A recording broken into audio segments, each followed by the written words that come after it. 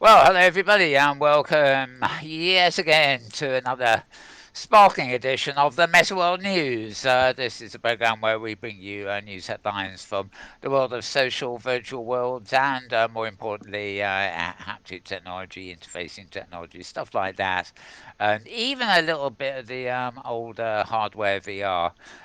Anything really important to your experience and use of virtual spaces. Right, my name is Mal Burns, and you can find me on Twitter at twitter.com/. Mal Burns, Malburns. So that's my two parts of my name squashed together as one, so to speak. We have an additional Twitter feed, which is twitter.com/MetaWorld News, two words squashed together again, which is a sort of additional feed for this show, and it contains more of the social virtual world things. Not so much stuff on that there, really. If you know me, you can probably know that I've got a few other feeds hanging around, but they're not part of this show, so I'm leaving them for now. I'm also joined here in our studio, which today is at Avacon, by James Atloud, and we've even managed to port over our usual desk here. So as you can see, James is pressing buttons and has a couple of monitors beside him to sort of change our camera angles and stuff like that. So welcome, James. Say just hello to him. yeah, just Yeah. like the old days. Thanks, Mel. Yeah, Glad. just like the old days. That's Clap, clap, right. clap, clap. Yeah. And there was, I think I had a joke ready there. I forgot what it is. Never mind. Let's just get on with things. Oh yes, yes. An additional one of the additional cameras you will be seeing is my desktop with the links I'm talking about in most cases, and James has the view for that, which he will splice into the footage as we go, so to speak. Mhm. Right. So, having said all that, I can announce formally and rather scarily actually that these are our news headlines for the week ending the 1st of frigging December. Um, that frigging means cold, I think, oh, because oh, I it's see the nippy. point. Okay. It's nippy. Well, it doesn't mean it means other things too. But never mind, never mind. I can't believe where time has gone. Another month's time, and we'll be actually in another year, and another year after that, we'll be in another year, etc., etc. This silly thing called time The really messes march you of around. time. Yes, I know. How many of those passed before I dropped dead is another matter. But let's get on with the show. Right, last week I have the first thing I have up is a post at digitalbodies.net. So digital bodies or one word.net. And this is actually a post, if it isn't the same post, it is certainly the same news item that I know I did cover last week.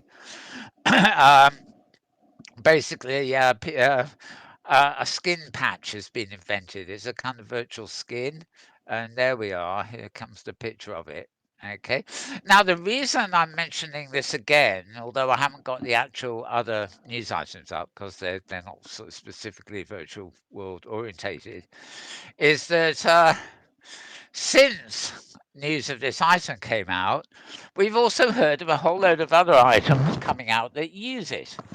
They now reckon that they're going to be able to use this material to allow you to touch somebody through a Skype call, and this is inevitable, really, but it can be incorporated as part of the mold for sex toys, which will No allow surprise you. there. Not really, no, not no. at all. But I thought I'd come up with this because when the news came out about the skin last week, we didn't have any news about the applications like Skype and sex toys. It hasn't taken them long. You'll now be able to touch somebody through Skype, etc., etc. And of course, if maybe Microsoft will buy it to make it work with Skype, in which case we're really stuck. But never mind. I think we'll be fairly safe so long as Facebook don't grab it. They have, in the course of this week, grabbed a whole lot of things to do with virtuality and stuff, and there are going to be a couple of links to posts coming up. Highly critical and upset about that coming up. Anyway, so I'm going to put that away because it was more of a reminder than an actual thing. And needless to say, that photograph is not what you actually strap on your skin life size. That is actually a really blown up thing of what the surfaces look like. Okay, right now this is just a call for papers for the academic journal to do the Journal of Virtual Worlds research. Um, I should have a feed for all this, but they never seem to come in the right place at times. And this is actually the call for papers went up on the 27th of October, and it only turned up in one of my feeds this week. But anyway, they're going to have a special issue called The Dark Side. And they're calling for their papers, Evils Within the Virtual Worlds. Evil, the intentions, motivation, forces, actions, malevolence, immorality, badness, wrongness, harmfulness are inflicted against humanity. How do evil and darkness manifest themselves in virtual worlds? This is the topic of our special issue, etc. Anyway, you can imagine sort of, well, it's probably a very broad brief really as to what you might be writing on in that sense. November the 15th was also submitting full papers, which is a bit late. Actually, now I think about it, it's all a bit late, except that the thing won't be out till March next year. So, um, yeah, let's move on. There's not really any much use in me showing you that, to be honest. So, to tell you it's coming. Right, moving on, we're at www blah blah the South African .com. So it's three words together, the South African.com. And this is talking about Walter Sisulu, whoever he be, a VR exhibition called Reality Check opening at the Apartheid Museum. And virtuality exhibition based on sound recordings from the Riviona trial are at this apartheid museum, and it's described as a VR exhibition, so it includes sound recordings and pictures, and presumably like the one at the Louvre at the moment. Oh, here we are. There's a 15-minute VR film looking at one of the things in particular. Okay, so it looks like it's just a VR booth for experience at a greater exhibition. But anyway, if you are interested in that, and in South Africa, of course, um, you will. Oh, hang on. Um, do you know? I'm not entirely sure. I think the reference to Paris is the Paris-based production company that helped them put it all together. Let's just strip down to the bottom here. Um, Yeah. Um, anyway, you'll find thesouthafrican.com is the link you want for that if you're particularly interested, or if you're in South Africa, for example, and on the doorstep of it. Moving on. Hypergrid business. Never heard of this before. Do you? I have noticed something. And maybe I've altered my settings since we were last here, but this week at least, Hypergrid Business's logo does not bleed off my screen at the sides. Hmm. It's shrunk. I think I've probably shrunk the display, but never mind. Um, this is written by Alex Korolov. Virtual field trips at Penn State as educational as the real thing. Apparently, researchers reckon that it's just as good for education as the real thing. Not better, but not less good either. Just as good. Gosh golly, what a revelation that is. Okay, moving on. That is, of course, www.hypergoodbusiness.com. And this is http vrscout.com blank page. Yes. Yeah, what's happened here? Quite. I I think I need to reload the tab. Here we are. Very good. Right. Now, they're repeating this too all over the place. I think we had this on last week's show, did we, James? It sounds familiar. Yeah. Well, in Yeah. Russia, they are fitting their cows with especially special virtual reality headsets.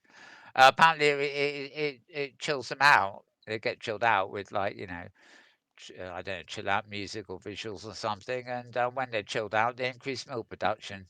So basically, that's you get more milk. I wonder if that would work. I wonder if that would work with pregnant women. Or newly, Oh, I think uh, a lot of things. I bet it does because being chilled out, Right, right. getting rid of stress. Yeah. Anyway, a lot of this research comes from Scotland, by the way.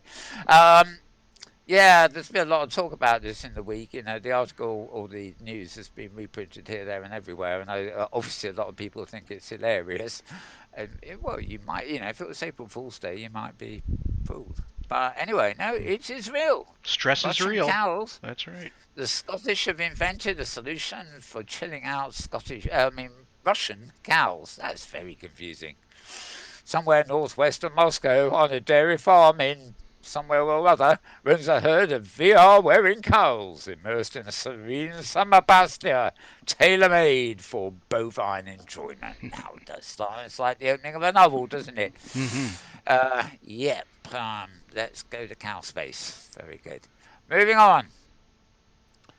Darn it. Maybe freeing up all that RAM a minute ago has Oh, decided to cleared the make cache. maybe cleared everything. Okay, this is Forbes.com. You probably know that one, but it's Forbes.com. And let's see, this is in the Business Development Council section of Forbes, which is basically it's Forbes.com, and then there's slash sites, and then slash for Forbes Business Development Council, all one word, and then it's in that bit. Follow the link at Melbourne's Twitter account. Much easier, really. It's all about the impact of VR, AI, and AR in the workplace, otherwise known as XR, actually, but maybe Forbes haven't cottoned on to that. But so they're listing all three individually. Um, it is geared to commerce. This, you know, how it will affect the workplace. Um, Even talking about Microsoft and Google's expeditions, and yeah, I was just quickly running down there to see if there was a picture to show you, but suddenly all you're going to get is that. But if you want to know more about business applications of those three technologies and their convergence, I guess, Forbes.com is where you want to be. All right. This site is smithsonianmag.com. This is obviously the Smithsonian Institute, which I think is in Washington. I'm not quite sure. Yeah. Mm-hmm. It is, yeah, I Yep. thought it was. I've got lots of old CD-ROMs and stuff from the Smithsonian, a history of the blues and all sorts of very interesting stuff. I was very impressed about their output. Um, anyway, the address is at www blah Smithsonian Mag, all one word, .com. And this is smart news, keeping you current. And it's an article. City planners are using virtual reality to show residents how climate change will affect their neighbourhoods. So they're not just, you know, doing city planning using VR. They're actually showing this to the public too, to give them an impression about the way global warming and all the rest of the terrible stuff happening is going to affect them. A startup called Virtual Planets is involved, and they're rolling out demonstrations in all the coastal cities that will be affected by sea level rise. They don't say what the timeline is on this. I am in possession of a map, particularly showing detail of the United Kingdom, of course, where I am, which I think it shows 25 years from now. And there's an awful lot of land gone missing. You know, that's only 25 years. What it's like by the end of the century is anybody's guess. Quite horrifying. So I guess the idea here is that they'll help plan the cities of the future by conveniently showing them which bits will have sunk. That would be a kind of useful thing to know, wouldn't it? You don't really want to plan to build a housing estate on an underwater bit. Anyway, so read more about that at the Smithsonian.com, or rather Smithsonianmag.com. Fairly short article, but to the point, I must say. All right, moving on. VR Focus, another familiar site. Catan World Explorers. This is just an interesting thing, as far as I know. It may be the first of its kind.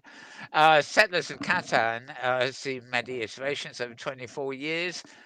junior versions to adult versions based on franchises, and it's basically a board game. You know, the old-fashioned thing where you open a box and there's a board and you fold it 4 or 5 ways or something. You unfold it, you got a big thing you put on the table.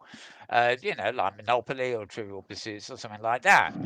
But this actually is called Settlers of Catan, and what they've done is it's not a virtual reality version of the board game.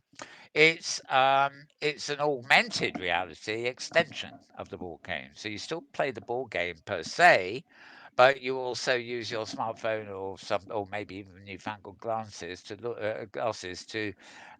see augmented reality components. So you might actually see something like a virtual reality avatar, I suppose, standing on the board at some point, although strictly speaking, it's just a graphic cue, set off by an AR um, marker or whatever. But I used to play a lot of board games. So I don't really do so now. You tend to, it tends to be almost party, 4 or 5 people around a table. Doesn't happen here very often these days. But um, they can be very fun and social, and since almost everybody's got a smartphone on them, the idea of having a version of the board game that includes, AR elements that people can see through their phone, sounds like quite a social way of doing VR, if you see what I mean. Because the board game itself is quite a social thing anyway. So I thought that was kind of interesting, and somebody's probably going to write and say, "Oh, no, there's this game and this game and this game. I've all done it already." In which case, well, I don't give Hmm. a damn. This is the first one I've heard of. So Mel that's the answers to first no one one. I answer to nobody, exactly. Okay, let's put this away. Uh, um, and yes, it's reload time, isn't it? Never mind. It's always good to keep the RAM clear. It's actually down to 500 megabytes again now. I don't know what's going on. California Power Department are using VR to train recruits in how to fight wildfires. This post November 27th. I think it was a similar post earlier. I mean, obviously, wildfires are something of a problem in California at the moment. I don't know where they've dialed down anyway, but they've certainly been.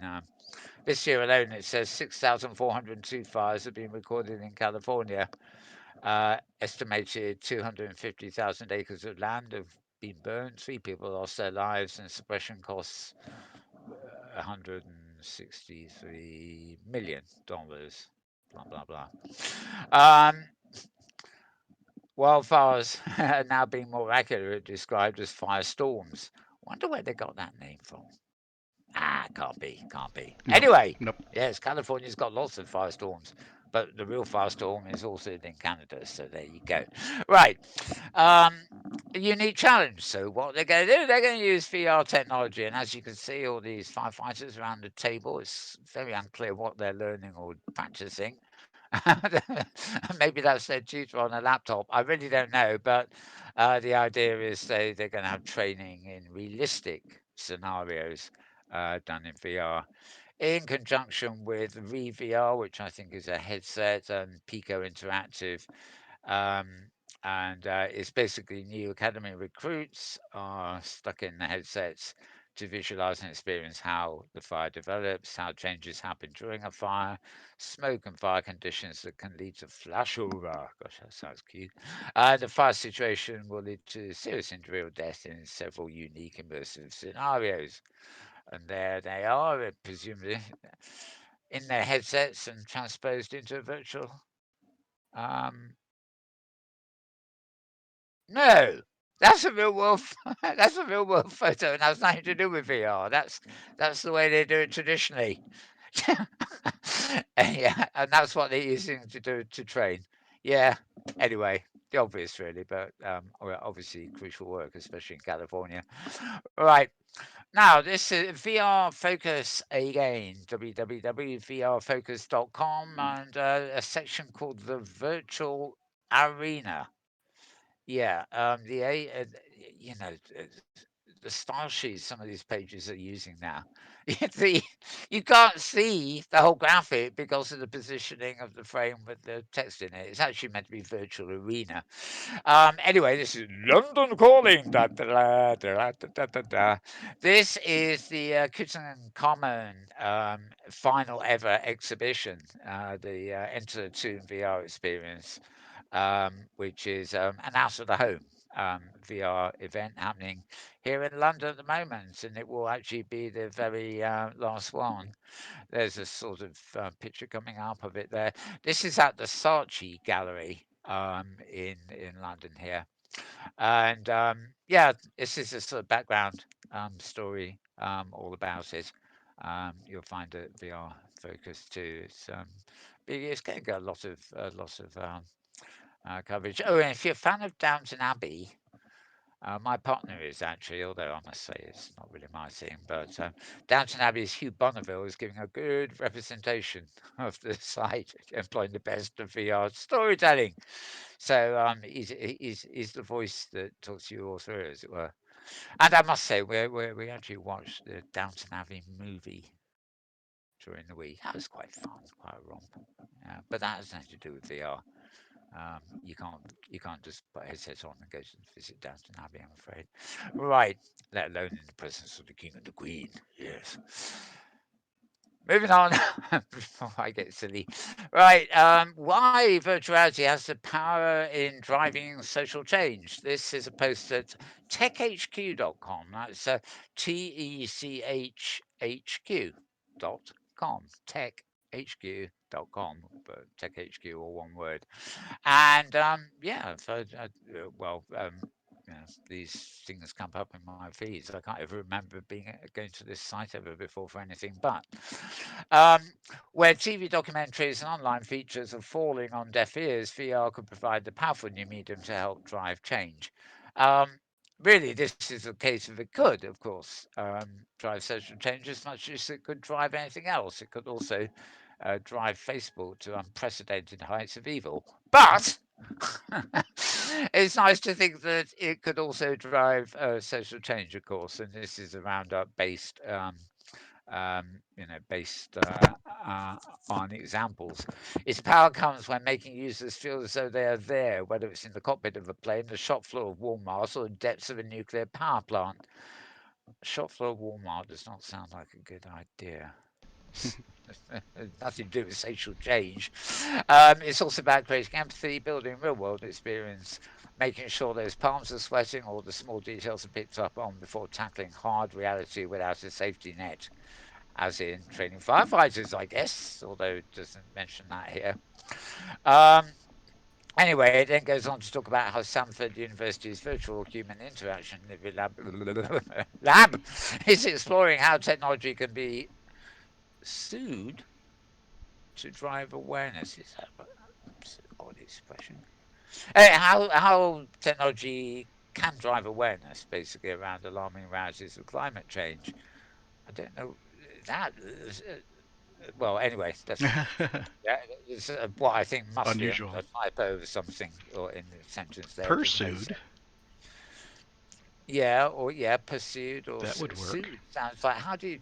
It's like taking somebody to court when you sue them. I'd be very odd Well, maybe indeed. that's the plan. Who knows? Take climate change to court, or the Mm-hmm. people doing it. Yeah, I don't know. Researchers found a single VR experience can trigger emotional appeal of users and influence their actions afterwards, etc. University of Oregon, for example, collaborated to produce a simulation of ocean acidification and the impact it has on marine life with a coral reef. Um, by the way, also in my feed, well, I think I sent it to Facebook rather than anywhere else this week. Uh, uh, um, this year, planet Earth managed to, as a whole, produce more carbon dioxide in the atmosphere than any other year. So, an indication of how little is actually being done. We've produced more this year than any other year, despite so-called reduction targets. Disgusting, really, but as I can say that's disgusting on repeat for the rest of my life and still doubt much will be done. Anyway, there we go. Read about that at techhq or one word.com. Moving on, and we are now on AR Post. There's kind of short L's at the moment. ARPOST, augmented reality post, in other words, .co, not co UK, not co anything as far as I know, just .co, not com either, co. Right, here we are. How will Come on, here we were, I should say. There we are. Right, how augmented and virtual reality can help evolve education. Strictly one for the educational things here, but of course that does cover everything, including knowledge about the environment, for example, in the last post. Um, they say the original case use for it all was entertainment, but perhaps it's more practical in the field of education. Teachers are more commonly introducing AR and VR into curriculums, I guess, as these technologies can make. Damn it, go away. Sorry. These technologies can make certain subjects and learning as a whole more stimulating and effective. Um, it isn't so much the topics students were learning which were unengaging, but the actual traditional teaching methods. And they're going to talk about technology in the classroom, talking about how outdated the old ones are, VR and AR, or it can improve things. Techniques like gamification and the freedom to experiment, and the fact there's less distraction, etc., etc. So more about that to read at arpost.co, arpost.co. Right. And we've got you know who again. This is Forbes' take on the tomb of King Tut. They always call it King Tut now. I guess it saves people like me having to try and pronounce Oh, King Tut is Tutankhamun. old. Yes, yeah, Tutankhamun or Hmm. Tutankhamun is what I call that. Is Hmm. well, long words I actually use, I suppose, when I have to. Yeah. Anyway, this is simply a take on the same thing we mentioned earlier, but this is at Forbes and heavily illustrated, and even a video about entering the tomb itself in VR. I think I played that at the time. Let's have a quick look. I think it's a straight two D video that is replicating the in-world 3D. Oh, it's not very long at all. Yeah, it just shows you the intro sequence basically. Um, yeah, coffin expanding and contraction, hieroglyphics fly by, lots of artificial. Who knows? Who knows? Anyway, that's in Chelsea actually at the Oh, I know Duke of York's HQ. I didn't realise that's where the Touchy Gallery was, but actually I think there are several. But anyway, it's on in London at the moment, and let's see, it's on till the 3rd of May next year. So there's actually a chance I'll actually get to go down there. It's not that far after all. Same borough. Right. Okay, that's enough of my plans. VR focus yet again. When is a VR game not a VR game? When it's synthesis universe. Hmm. Well, what the hell. Art and music collide in this piece of immersive entertainment. Um, VRfocus.com is where you'll find this article, and it's November 29th, so it's a couple of days ago. It's all last month, of course, because we're now on the 1st Yeah. Right. of December, as I told you earlier. Gosh golly. Right. Um, VR covers a broad spectrum of content from video games, role playing games, puzzles, and more to edutainment, interactive experience. And for some reason, they have to mention Vader Immortal, the Star Wars series, for example. Anyway, this is actually looking at art. And in particular, Synthesis Universe, of course, where it is art and music colliding. I am kind of becoming a lot more articles like this these days, which are actually, it's not like the latest game release in VR or anything else. These are actually art projects involving sound and vision, and either converted to be a VR experience or sometimes actually authored, as a pure VR experience. So anyway, this one, Synthesis Universe. Find out more about that at vrfocus.com a couple of days back. And guess what? Guess what? We need a reload. Europe's XR community came out in a big way for the fifth annual VR Days conference. I was getting posts from people I know actually about this all, was that not so much last week? I think it was mostly the week before. I know people from High Fidelity in Europe who were over there. Not a high fidelity pitch as such, but just attending. Um, it basically took over the whole of Amsterdam for a 3 day VR Days conference and brought together international creators, curators, and companies making their mark in the European Union. Um, it even included some stuff from Britain because I guess we still are in the European Union. We've probably been there anyway, to be honest. Right. It measured up as a reflective milestone for the XR franchise, sponsored by Creative Europe Programme of the European Union and Lava Virtual, among other partners. And yeah, sounds like everybody in Amsterdam was there as opposed to doing anything else. So, and a lot of people went to Amsterdam for it. Um, Plenty of little pictures of stuff going on. And yeah, there was some, there was some new stuff. I won't say particularly innovatory gadgets or anything there, but combinations of gadgets and things on show. And some of the tweets I saw coming from there, for example, had little snapshots saying, "Oh, look at this! I'm enjoying this." Blah blah blah. And this does wow, this does this. Think what we can do with this. That kind of gossip. So big turnout for that.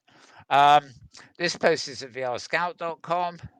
But you'll actually find VR Days is probably the sort of hashtag to look for if you want to find out more about it. There was certainly more than enough stuff posted while it was on.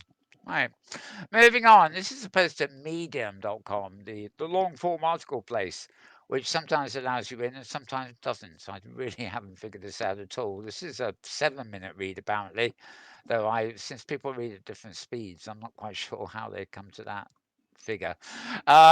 Anyway, medium.com, that's medium.com. You can click through it from my Twitter feed, twitter.com/malburns. I'm certainly not going to attempt to read out the long URL because it includes at symbols and dashes and caps and small lowercase and numerals. And yeah, that's why I'm not reading it out. Okay, its contribution is Eduardo Suman. You can follow him when you get there. And November 28th. Styly and the mesmerizing mini worlds of VR art. This is sort of along the theme that I just mentioned about, sort of um, using virtuality in the more purist sort of art field rather than just entertainment. Virtuality is a form of completely uninhibited artistic expression. We've seen an approximation already in Tilt Brush and other VR painting applications. Yet, having the ability to create a complete world where you can import 3D objects, have animated avatars dancing to your favorite music, and glowing in light that reflects your angle of choice, that's a completely different ball game. And various illustrations of artists, I guess a capital A is required in this case, are doing. Lead the observer in any direction you want. That is a narrative structure. It's particularly well suited for Styly, which is an AR VR creation platform from a Japanese company called Psychic VR Labs. Yes, and well, Psychic Labs, eh? I hope Facebook don't buy that one. Right. Find out more about that article at medium.com, especially if you're into the arts side of things in VR. Right. Now, talking of the dreaded F word, um, the F people, that's not short for a four-letter word, though it might as well be, have acquired Beat Games, which is a stepping stone towards Horizon. Horizon, of course, is something the F word people have already announced as a social virtual world space. Um,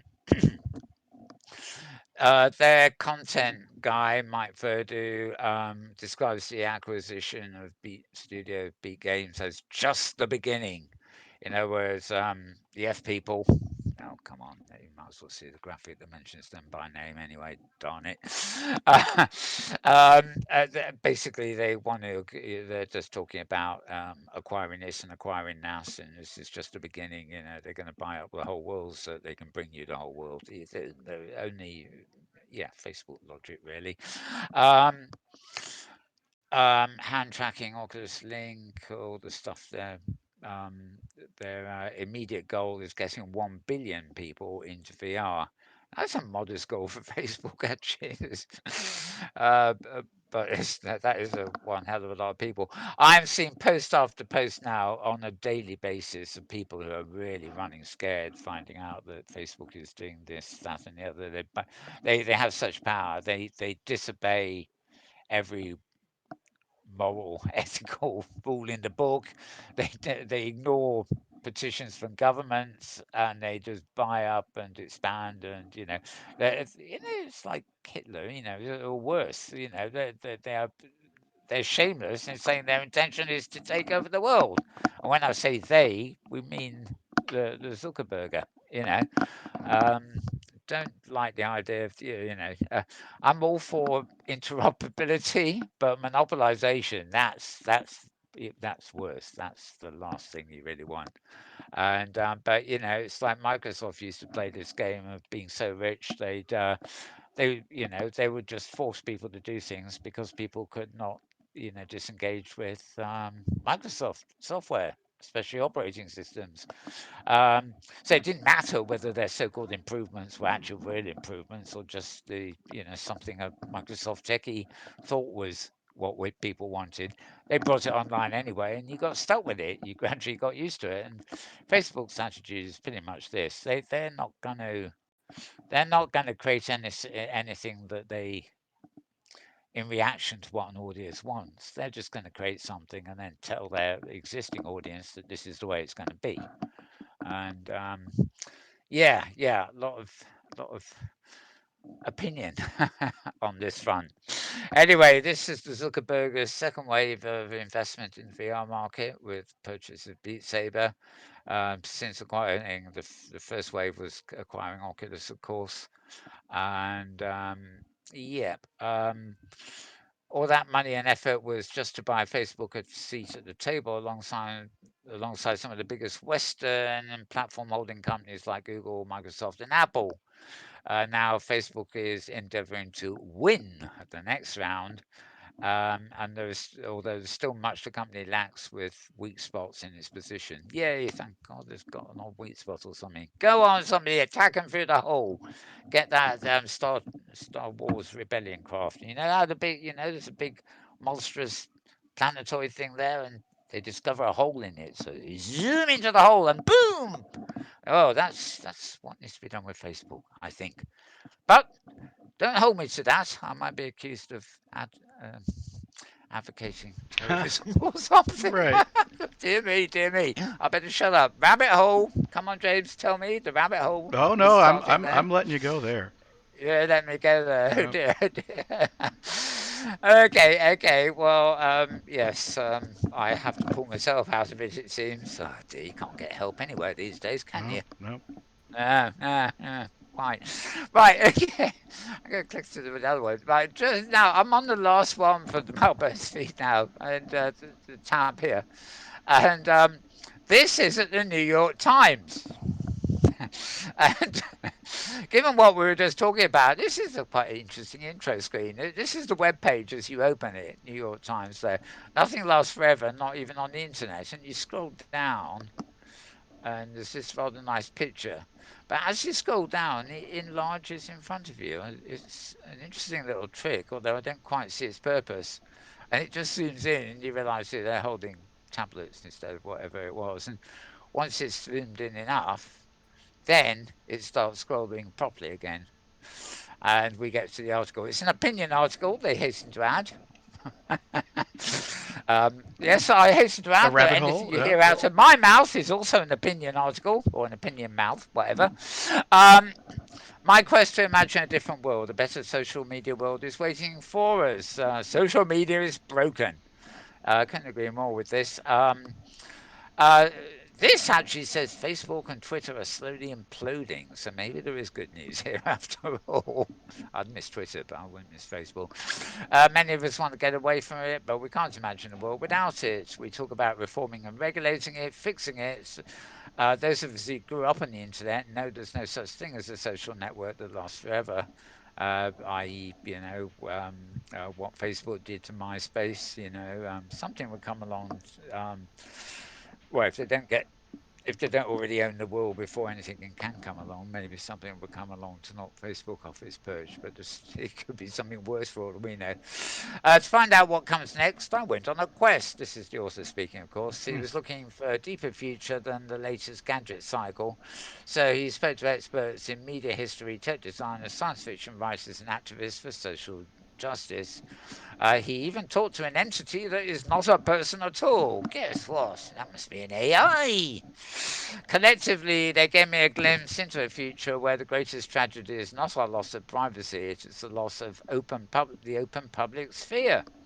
There are many paths beyond social media hellscape, and all of them begin with reimagining what it means to build public spaces where people seek common ground. Anyway, he started on North Beach in San Francisco, which is, of course, the real world. Um, and there's a lot to read on this article. This is not a 7-minute article on Medium. This is an epic in New York Times. So where the author for this, by the way, is nytimes.com. It's not New York Times per se. It's just NY Times, all jumbled together as one word. And sadly, not too hot on illustrations. You get further down here. Um, I I presume there's some semblance. Well, it looked like the Garden of Eden at the top, and then this would be the snake The snake has with got the itself wrapped social around media. It looks like the. Instagram on that phone, I think. Yeah, yeah. It's right. I don't know whether the symbolism is what's on the phone or the phone itself. But Hmm. nevertheless, yes. Okay. Well, we've got one picture there, which is full of meaning, I guess. Meaningful. Yes, meaningful. Oh, and that was it. Anyway, as yeah, you can tell from my scrolling, there's rather a lot there. I was trying to get us back to the top again. There we are. Oops. And the fancy opening screen. Yeah, got a monkey there. This is good. I actually copied this picture because I like the picture itself. But as a flat picture before it starts playing its games. But yeah, so it seems if you get this, what's happening is you're zooming in. The page is actually scrolling behind all the while, and as you zoom into this particular phone he's carrying, yeah, holding, it just begins to get legible, and then it jumps to a bookmark lower down the page, which is the see a better social world is waiting for us, and then you zoom in, and suddenly it jumps down to the bookmark where the article starts real, and it becomes a normal web page again. So that was just I think they did a good job on that. I like that. Right, okay. Yeah, so there was another post. Most of the posts damning Facebook and criticizing Facebook, I normally don't post to Twitter. I post them to Facebook for just because I like I like posting anti-Facebook things to Facebook. It just gives me a sense of great satisfaction, uh, and also, of course, I guess a wider range of people are going to be reading my posts on Facebook than my metaverse feeds as such.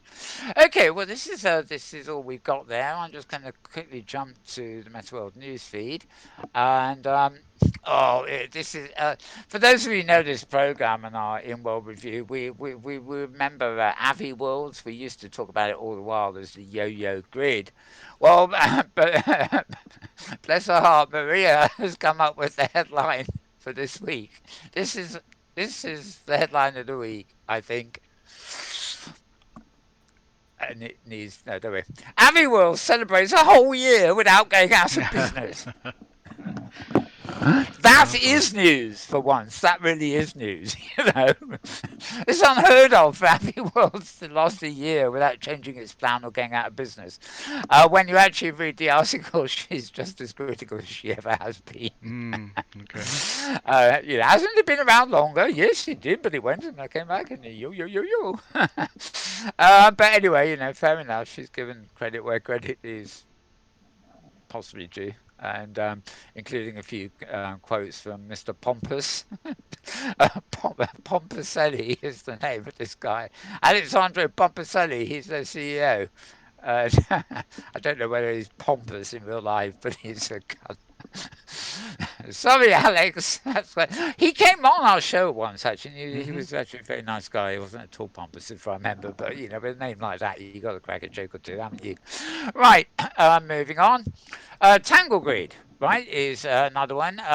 They've revamped their free land store regions. Their winter expo literally just opened about a week ago. But they've also revamped their free land. You can see a bit of the picture there. There's one further down here, which is probably a little bit easier. Quite a few of them actually, and another one. Basically, they're free land. These are just parcels they offer to people, and they've sort of instead of having them all over the place, they've taken two free land regions. There are now six, and they've joined them all together, so it creates a community feeling and stuff like that. And Maria got some quotes from Leslie Kling, who you can see picture you can see there, avatar picture that is. And yep, so you'll find this at hypergridbusiness.com, just like the previous post on Abbey Worlds. Um, okay, moving on again. Trilo, Trilobyte is an avatar content creator and things over in Sidespace. This is his personal blog. Basically announcing Black Friday science-based deals of his own products. It seems Black Friday is not actually a day of the week anymore. Apparently, it's still going on, and then there's Cyber Monday tomorrow. But according to, depending on which shop you go, it's an extension of Black Friday, or it's the beginning of Cyber Monday. But whatever they are, it's not a Friday or a Monday because they last for about 2 weeks, most of them. I think that's, yeah, the Black Friday in Science Space here goes on till the 25th of December. So that's Fridays for you. Um, yeah, this is mostly, actually, that is, I won't say mostly. I think that really is a blatant advertisement. Come to think of it, but it's nice to see stuff being created over there. More personally, I'm more keen on picking up these fees for the art, art installations and things like that, rather than what you can get in somebody's shop. But there you go. I'm gonna put these things. Close my tabs here. Right. Okay, a couple of days ago here. This website is gsgrid.de. That's gsgrid, or one word, gsgrid dot de, which I think is Holland, as opposed to Denmark, or what you might think. Right, this is a forked version of, it's been done privately. Basically, this is a VR version of the Firestorm viewer. So if you're in a headset and want to go into Second Life or OpenSim, then this viewer is the viewer to get to do it with. Um, it's got a section on their projects, but this particular one is just about the Firestorm VR mod. Um, you now get offset rotation of the avatar, meaning flying can be easier. Image quality improvement. The VR driver can be initialized and shut down on the fly. Um, some improvements on controller positioning. Source changes reduced to editing only. Well, that's all technical stuff, and a couple of videos you can watch there, and then notes about installing it. I think to use this, you have to use that Steam program, which I've got on. Actually, I've got running on this machine. It's sort of I prefer to have apps running on my computer and load them, but I think it's VR chat. I have to get it to work properly. I have to load Steam first, and then get Steam to take me into VR chat. And it's the same with a number of games, and I find that cumbersome. I don't like the fact that I'm going through a pool. I mean, maybe one day Facebook will simply become like a Steam and control everything you enter, let alone what you do in it. I don't know, but anyway, to use this version of Firestorm, you have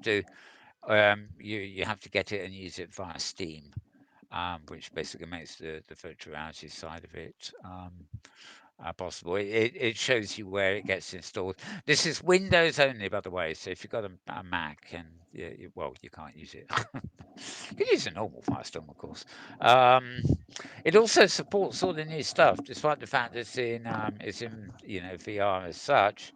It works for both Second Life and OpenSim, and it's even got things like Bates on Mesh, which is the new big thing, but all the Second Life fanboys are going on about. Um, and it's in OpenSim too. Yeah. So anyway, that was. If that makes sense. Um, okay, back to hypergrid business. The stats. Yes, we're coming up to conference time, so Maria's been at the stats, as if she ever leaves the stats, but she's at the stats with a vengeance at the moment. OpenSync grids gain users and decorate for the holidays, wouldn't you know? Right. Yeah, basically, I think the Halloweens and the Thanksgivings and all the other stuff is open. So it's now the Xmas holiday, really, isn't it? They're coming up to. Um, at first glance, it looks like Emerson numbers went down this month, but the total number of region equivalents fell and the number of active users um, fell. But, in fact, she says, the grids actually gained both land and users. The discrepancy is due to the fact that a couple of grids were engaged in questionable practices and manipulation and are now no longer on her list. So the regions and the users of those grids that were doing fake whatevers um, have been removed. And if you take that into account, there's actually been growth in the month. Yeah, I get it anyway. Um, she also points out the virtual world's grid and breath in freedom, which reports a lot of these stats were actually down at the time she compiled it. So it may not be all quite. It may even be more healthier than she's got. Right. Let me see. If I am right, um, quick look there. Maybe I'm not quite sure. Actually, I think they probably do. I know some of the stats that come up do not include the outworlds grids, which, like mine, although that's offline at the moment. It's a standalone. It's on my own server, but it is linked into the web and stuff through outworlds, and most of those grids don't really report active users, so you can get users of Outworlds, the network, I think. Anyway, if you're interested in stats, this is the sort of place to go. I should add, by the way, that oh yeah, well, first of all, let's count this. Littlefield Grid, another grid. They're giving away turkeys, virtual turkeys, I presume. Hosting parties and more. It's rather cliched, it really, isn't it? There you are, Christmas Island on Littlefield Grid. Tag Grid, another grid, is holding a Black Friday land sale, a Thanksgiving party, and Toys for Tots fundraisers. Great Canadian Grid is celebrating its 6th anniversary. Encore Escape reenacts Woodstock and raises money for Toys for Tots. Croatian and Kiwo Grids join up to do a joint advent calendar. Tranquility Grid holds a Thanksgiving party, Black Friday land sale. Virtuality Grid holds a reopening party. And Discovery Grid opens a winter market. Tangle Grid, as we've already announced last week, holding a winter expo. And yeah, then we got more stats about land areas and stuff like that. So quite a lot in that particular link to hypergridbusiness.com. You need the article saying open grids gain users. Um, This is something I really don't like with blogs. I normally get a post every time and a feed every time there's a new post. Some of the articles Maria puts up, she joins them all together as one post. So, for example, if you go by the headlines, you wouldn't even know there's a piece on Littlefield Road or the others. It's more like if you don't visit the website, you don't know what's there kind of thing. Whereas this is supposed to be a blog, which is a bit different. But anyway, I shall cease commenting on that. 4 days ago, oh yeah, Austin Tate's blog. Yeah, that's good. Um, he also had a post this week on that Firestorm VR link, but he's got a post on the Cool VL viewer. The Cool viewer is for Second Life, but it now works with OpenSim and supports based on mesh. Its interface is what they call V1, which is a very old-fashioned Second Life type interface. I mean, really old-fashioned. The default interface changed. God, it must be 5, 10 years ago now. Um, and Yeah. So AI Austin's whose site this is, he just do very short posts with a couple of pictures and download information. So he's giving you the download there for the actual viewer and their discussion forum, should you wish to know more. Um, by the way, before I forget, I was about to do it a minute ago. If you use Discord and you're interested in Discord servers, um, as well as the IRC channels that you are familiar with for OpenSim community. Um, I actually have several OpenSim communities on Discord, but OpenSim community chat and news is a relatively new one. It hasn't got that many people signed up to it at the moment, but it does seem to be a Discord channel that appears to be closest, I suppose, to the stuff you get on their traditional IRC channels. Um, it's the technology people, the developers, and things like that. Not exclusively, but to a great extent. There's also a server simply called Open Simulator, for example. There's another server for opensimworld.com, and uh, yeah, lots of individual grids have servers for their own purposes, like Avicon and stuff. There's a server for OpenSim fans, and there's also a server for the OpenSim Festival, OpenSim Dash Fest, that one's called. Um, and there's one other. Oh yeah, the other one, of course, my own, or the one I host called Hypergrid Explorers and Creators. So quite a lot on Discord at the moment. And if you just like making friends and phoning them, Discord by and large is, in my opinion, anyway, yes, opinion time, far better than Skype. Um, it's pretty much independent, really, and better quality, in my opinion. Okay. So, right, we got. Let's close that link. Um, 3 days ago, right? Hypergrid Business again. You know the address by now. They did have a separate post on Tangle Greed's Winter Expo opening, and actually starting today. In fact, it was announced during the week, but it's actually today that the Winter Expo actually opens, and it features exhibits from all over the hypergrid. It's not just Tangle Grid showing off themselves. Um, oh, right. Yeah, we have a new, 4 days ago. Right. Okay. We have a new issue of Hypergrid Zone magazine at issue.com, no less. This can be blown up to full screen if you like. It's a bit like a video. Um, but the link, and you'll find it on twitter.com/metaworld news, goes to a site called issue.com.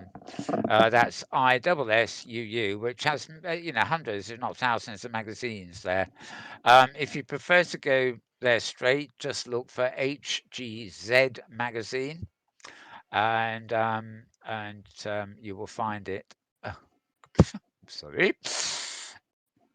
Yes. You just subscribe me to follow this actually. Basically, DigiWorld's Butch DigiWorld seems to be sort of behind the publishing of this, but it is a hyper greed sort of magazine. And just flicking through it here briefly, you can see that it's rather big print. If you're reading the magazine, it knows it's probably not as quite as slick as a print magazine would be, but well presented and places to go, galleries with art and various stuff like that. As you can see, I'm flicking through it. It's all 62 pages of it. The advantage with online magazines is they don't have to conform to traditional printer's pagination. So instead of that being 48 or 64, it's 62 pages. Yes. Right. Enough of that. Oh, I don't want to go back all the way again. You can obviously download these in PDF form from the site. You can save them to your own library, as I often do, or share an embedded version like this on your own blog, whatever. Okay, so that's Hypergrid Zones magazine. Um, yes. Right. Okay. Well, this is in Metaworld News' blog. It could almost have been in the main feed too. Um, the second life that wasn't. The official guides for Linden Labs Online World offer a time capsule of optimism and delusion. This is a great article. I mean, it looks back, as 2006, Bloomberg took a deep dive into the then 3-year-old Second Life and blah, blah, blah. All sorts of books coming out over the years. And this really is, it's just a whole look back at. They're making a point that it has never really taken up as a mass market thing, but they're going back a little bit here too, and some of these old videos they've dug up interviews from back in the days when it was rather hard to do those interviews in Second Life, and uh, yeah, a corporate client dubbed its use of the platform a costly mistake and quotes Slack, which is a simpler workplace collaboration tool and has over 10 million users, not 70,000 or whatever. But then again, it doesn't have a virtual world interface to go with it. So anyway, as you can see, this is quite a long article, and it's certainly not praising Second Life, but it doesn't knock it either. It's kind of, it's clearly does its best to look at things kind of dispassionately. So you'll find this link at egmnow.com. It's egmnow.com. Obviously, if you go to Metaworld News on Twitter, you'll find the link to click on, and the link is simply called "The Second Life That Wasn't." Um, EGM. Right. Dream Grid, Dream Grid. Back to hypergrid business. Dream Grid is the Outworlds thing that Ferd does. Ferd Beckhausen, Fred Beckhausen is his real name. And basically, if you have an Outworlds type grid like I have, or a lot, there are hundreds of them out there, they're now offering sim-wide search function as part of that. Now, one thing you probably know if you ever used the hypergrid, you can be on a grid and you know how to jump to another grid if you've got their address, but it's very hard there's no search function on any individual grid that actually searches across the whole hypergrid. Now, this doesn't quite do that, but it sort of does that because it's a search function that works on the entire subset of the Outworlds installations. So it's a bit like somebody coming up with a search option that works on every installation of Sim on a stick, even though it doesn't necessarily work on commercial servers, if you see what I mean. Um, so the MDB MetaWorks grid is actually offline at the moment for there's some technical glitch. I blame it mostly on Microsoft. Um, but if it was online, for example, you will probably be able to search for, or you might even be able to search for this desk, But the idea is you'll be able to search for places and stuff on my grid without actually being on the grid because it's part of the Outworlds or rather Dream Grid network. They're pretty much the same thing. Well, they're not, but for the purposes of talking right now, they are. Right. The Dream Grid software, there are 2,171 installations of that. So that's effectively 2,171 individual grids which will be connected to that system, that search system. And that number, 2,171, it's seen an average monthly growth of 28% since January. So well, just say 25%. So a quarter of that's about 500 grids. It's like that total is being added to grown by 500 grids a month. That's a lot. And the user interface is now available in 20 languages: English, Swedish, Portuguese, French, Basque, Catalan, Czech, and Chinese, both simplified and traditional, Dutch, Greek, Finnish, Irish, Hebrew, Icelandic, Norwegian, Polish, Russian, German, and Spanish. So, if you, wherever you live in the world, hopefully you understand one of those, if not English. Okay, so you'll find that link again at hypergridbusiness.com. And let me see. No, she hasn't put one up there, but you can also Dream Grid and Outworlds have links of their own, of course, too. Oh, here we are, Outworlds. Yeah, you'll probably be able to get info at this by going straight to outworlds.com too. So that's out OUTWORLD and then Z, not Outworlds with an S, Outworlds with a Z .com. Right. Moving down here, we can't possibly have too much more to go, I hope. No, in fact, just one by the look of it. Another post to Hypergrid Business, in fact. They've been busy this week, I must say. Nanny, this is a new one on me, releases a new but possibly her last version of OpenSim. Um, in addition to the official distribution of Open Simulator software, there are several variations of the open source platform, including Minigrid Diva distro, the easy to install Dream Grid, which is the one we just mentioned, Halcyon Grid distributions like the defunct InWorlds Grid, and Aurora Sim distributions, which haven't been updated since 2014. Still being actively developed, there's White Core Sim, and grid-specific versions of OpenSim, like the one distributed by OS Grid, or the one used internally by Coutly for its including its own region management. I would note that that is a bit misleading because the Halcyon Grid is derived originally from OpenSim, but actually isn't an OpenSim distribution. It's the engine is Halcyon, not OpenSim. However, moving on down, there's one that's been getting some attention lately is the Nani OpenSim distribution by Lanani Sundara and Hyacinth Jewel, both of who are residents of the HG Love Grid. Grids using it include HG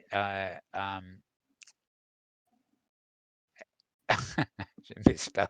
HG Love itself, it says HG Lub. Never mind. And Discovery Grid. And most of the people use it run individual regions that they host on home computers and attach, in their case, not to Outworlds, but to OS Grid. Um, the fork is an earlier version of the official OpenSim codebase and designed to offer stability and performance that's another browser. Improvements. 2 days ago, Sananda released what may be the final version of Nani OpenSim, saying it's getting harder to keep up with the changes in all the new views as they come along. Anyway, that was that. So yes, another viewer you can download. If you've got room on your computers, by the way, it's always probably a good idea to download when you come across some all these viewers and just try them out because I particularly, I like actually having a couple around anyway, so that I can dedicate a viewer to an actual grid. For example, use Firestorm for my own grid and use Kokua for Canada and stuff like that. But also in terms of performance and stuff like that, some of the viewers and do actually offer things that others don't. I mean, they're minor variations, but for example, well, it's the Second Life view, in fact, but Black Dragon, for example, is incredibly fast. especially if you're doing camera work. In fact, it's so it actually makes you really nervous because one slip can have your camera spinning all over the place. Um, but it's dedicated, it's known for being dedicated to, it's tweaked for people who are filming and doing camera work and doing photo shoots, taking photography, video, etc. Um, and it tweaks certain things whilst leaving other things alone. And so collecting viewers is almost a hobby in itself, because there have been on occasion truly appalling ones in the past, but they're few and far between. Most people that do their own variant are actually doing it for a reason. They're not just doing it so that they can put their own brand on it. They are doing it because they want their version of the viewer to offer things that another version or other versions don't. So good on the open source community that does all that. And I am finally I'm finally done. I'm finally done, James. Would you believe it? Oh, okay. Wow. Okay, oh, it sounds like I've woken you up. Yeah. Your thoughts on that massive, Uh, massive stuff? no, I don't really have much of anything. I don't. No. Nope. I was going to go into Facebook, but we don't need to go there, so that's Oh, fine. I don't know. Well, unless you plan to praise them, you're welcome. Mm-hmm. Yep. It's a they'll get so eventually we're going to have to start thinking about Facebook as a virtual platform, and I do dread that day. How you would cover it, I don't know. With every Facebook group will become some kind of grid, and every Facebook user would be a kind of avatar, and they'd all be logging in via Facebook, and yeah. Then they'll buy up Second Life, and you'll have to use your Facebook avatar to enter Second Life. Maybe they'll buy up all the other. Yeah, Wow. never mind. Never mind. Maybe. Yes, Nope. rabbit hole. Rabbit hole. Okay, folks. Well, I think we're done there. James has nothing else to offer other than secret thoughts he has about Facebook. Yes. Maybe they will come out at a later date. Let's Doubt do. it. No. Right now, I can't tell you for certain whether we're going to be doing a little special in World Review shortly. It largely preview of the Open Sim Community Conference, but from what I can see, the participants aren't actually online, even though we're way past the Yeah. 8 Yep. o'clock. So where we are or not, I really can't tell you. If we are, it will be on the channel you're watching now, if indeed you're watching it live in shortly. Um, Otherwise, we will be back same time, same place, almost certainly. I think next week, Mm-hmm. in the run up to the Open Sim Community Conference, and the weekend after that, of course, will be the darn thing itself. This is something it's really only just hit me because it's the 1st of December. Hang on, we're in the month when it happens It now. happens, right? I better get off my ASS. And acknowledge the fact. Yeah, as everybody else said, it's a very awkward time because America's had a holiday in the week, which is sort of big holidays, a bit like Christmas in England, and people take holiday weeks and it screws up their whole weekend. In fact, instead of sort of, it means people aren't going to the things they normally do or forgetting what time of day it is. They're probably lying around doing nothing or doing late Black Friday shopping or Digesting holiday food. digesting holiday food, Yep. yes, and Yep. continuing to blacken things even though Friday is long gone, or possibly to Oh do my things goodness. Yeah. advance of cyber things, even though that's not till tomorrow. So who knows? Who knows what they're up to? And it's a sad, sad state of affairs that is spread over here. Not so much the Cyber Monday thingy, but the Black Friday or as the computer store downstairs from me actually calls it a black tag event because Oh, they interesting. they continue the things that are on offer have a black label on them called black tag. Hmm.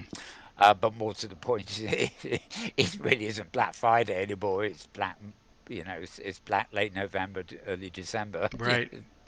Yeah, and For about a month. everything I've read has been saying that the actual foot traffic is quite low in the United States for this Black Friday event, to the point Foot where traffic it may not be an event anymore. foot traffic in the real world Yeah. or Yep. virtual or both. Nope. In the real world. Yeah, I think so here too. It's like going out shopping at the weekend. I won't do it. Too many people. Mm. It's too crowded. And as soon as you find a sale on, or as we call them, or Black Fridays, or whatever, the last thing you want to do is go to the shop at that time. If there's still a few leftovers when it quiets down again, maybe you pop in. But online I think might be a bit different because, but again, um, even online, you see price reductions, but you really can't always be sure what you're getting. Mm-hmm.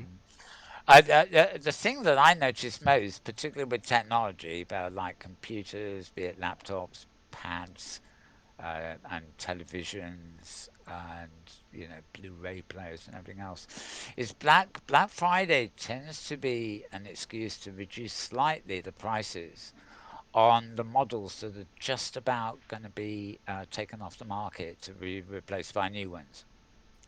So you may think, you're getting £100 off, sort of super resolution Blu-ray player, you know.